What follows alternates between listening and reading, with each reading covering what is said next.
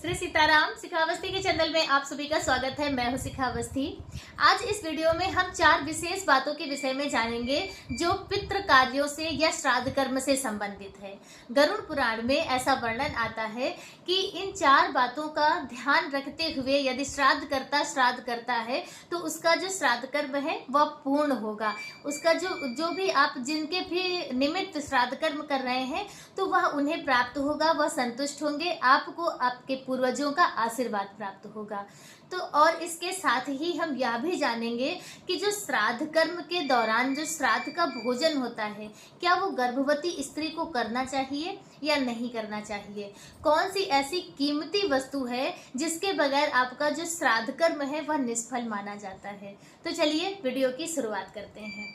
देखिए, गरुड़ पुराण के अनुसार ऐसी मान्यता है कि श्राद्ध वाले दिन श्राद्धकर्ता को प्रसन्न होकर अपने पितरों के निमित्त श्राद्ध कर्म करना चाहिए। जब आप श्राद्ध कर्म करेंगे तो उस समय श्राद्धकर्ता का मुख दक्षिण दिशा की तरफ होना चाहिए और जो आप अपने पितरों के निमित्त दिया जलाएंगे तो उस दिए का मुख भी दक्षिण दिशा की तरफ ही होना चाहिए। आप जब दिया जलाएंगे तो उसकी जो बाती है उसमें आपको फूल बत्ती का प्रयोग नहीं करना है, लंबी बत्ती का प्रयोग करना है। श्राद्ध कर्म में आपको सफेद रंग के पुष्प का प्रयोग करना है। ध्यान रखिएगा, श्राद्ध कर्म में या पितृ कार्यों में लाल रंग के पुष्प वर्जित बताए गए हैं। तो लाल रंग के पुष्प आप श्राद्ध कर्म में या पितृ कर्म में ना चढ़ाएं, आप सफेद रंग के पुष्प चढ़ाएं और यदि हो सके तो आप कुश का पुष्प चढ़ाएं। कहते हैं कि जो हमारे पूर्वज हैं तो वह कुश से बहुत ज्यादा प्रसन्न होते हैं, तो यदि आप कुश का पुष्प उन्हें अर्पित करते हैं तो उससे वह और भी ज्यादा प्रसन्न होंगे। इसके साथ ही श्राद्ध कर्म में आपको आंवले की पत्ती का प्रयोग करना चाहिए। आंवले की पत्ती आप अर्पित करें और भृंगराज की पत्ती यदि आपको आसानी से प्राप्त हो जाए तो वह भी आप अपने श्राद्ध कर्म में जरूर शामिल करें। इससे भी पितृ बहुत ज्यादा प्रसन्न होते हैं। और इसके साथ ही कदली पत्र निषेध बताया गया है। किसी भी पितृ कार्य में कदली पत्र यानी केले के पत्ते का प्रयोग आपको भूल कर भी नहीं करना है, तो इस बात का भी आप जरूर ध्यान रखें। और तीसरी बात आती है कि काले तिल। श्राद्ध वाले दिन आपको काले तिल का खूब भरपूर मात्रा में प्रयोग करना है। आप दिया जलाएं उसमें भी काले तिल डालें, आप तर्पण इत्यादि करेंगे उसमें तो काले तिल का प्रयोग करेंगे ही।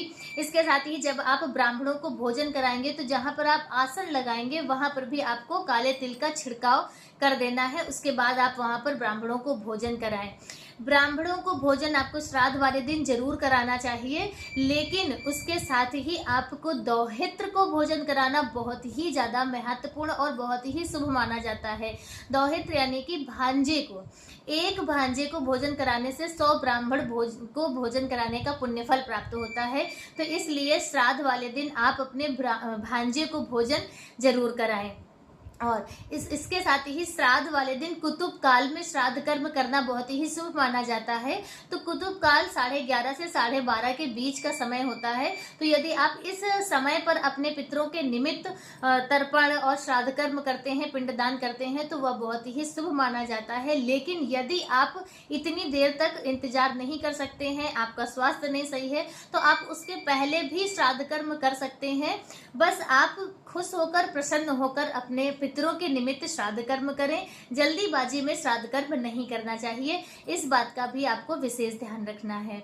और देखिए, श्राद्धकर्ता को हमेशा इस बात का ध्यान रखना है कि जो भी ब्राह्मण आप भोजन कराएंगे तो जहां पर आप भोजन कराएंगे वहीं पर आप उन्हें दान दक्षिणा देकर प्रणाम कर लेंगे। याद रखिएगा, आपको ब्राह्मणों के पीछे उन्हें जैसे कि छोड़ने लोग चले जाते हैं घर के बाहर तक, तो आपको वह नहीं करना है। ब्राह्मणों को बाहर तक छोड़ने आपको नहीं जाना है। जहां पर आप उन्हें भोजन कराएंगे वहीं पर दान दक्षिणा देकर आपको प्रणाम कर लेना है। इस बात का भी आप विशेष ध्यान रखें। और अब हम जान लेते हैं कि गरुड़ पुराण के अनुसार पितृ कार्यों में कौन सी बेशकीमती वस्तु है। तो देखिए, तुलसी पत्र पितृ कार्यों के लिए बहुत ही ज्यादा कीमती बताई गई है। तो आप तुलसी पत्र का श्राद्ध कर्म में या पितृ कार्यों में खूब भरपूर प्रयोग करें। आप जो भी पिंड दान करेंगे, तर्पण करेंगे, तो उनमें आपको ज्यादा से ज्यादा तुलसी पत्र का प्रयोग करना है। और इसके साथ ही जब आप ब्राह्मणों को भोजन कराएंगे तो उसमें भी आपको तुलसी पत्र का प्रयोग करना है। तुलसी पत्र से जो पूर्वज हैं, जो पितृ हैं, वह बहुत ज्यादा प्रसन्न होते हैं। तो आपको आपको तुलसी पत्र का खूब प्रयोग करना है। अब हम चलिए जान लेते हैं कि श्राद्ध का जो भोजन होता है वह क्या गर्भवती स्त्री को खाना चाहिए। तो गरुड़ पुराण के अनुसार ऐसी मान्यता है कि गर्भवती स्त्री को श्राद्ध का भोजन नहीं करना चाहिए। स्त्री के साथ में जो उसका पति है उसे भी कहते हैं कि इस तरह के जो पितृ कार्य होते हैं, यदि आपके छठे या सातवें महीने की महिला गर्भवती है तो सातवें महीने से फिर उसके पति को भी इस तरह के कोई भी कार्य, जैसे कि किसी की शव यात्रा में जाना या किसी के श्राद्ध कर्म में जाना या श्राद्ध कर्म का भोजन करना, तो पति को भी नहीं करना चाहिए। तो आप इस बात का भी विशेष ध्यान रखें। यदि आपके आसपास कोई गर्भवती स्त्री है तो आप उसे भी इस बात को जरूर बताएं कि उसे श्राद्ध का भोजन नहीं करना चाहिए। तो श्राद्ध पक्ष से संबंधित, पितृपक्ष से संबंधित आज का वीडियो मेरा बस इतना ही। वीडियो कैसा लगा कमेंट करके जरूर बताएं। मिलते हैं दूसरे वीडियो में किसी दूसरी जानकारी के साथ। तब तक के लिए श्री सीताराम।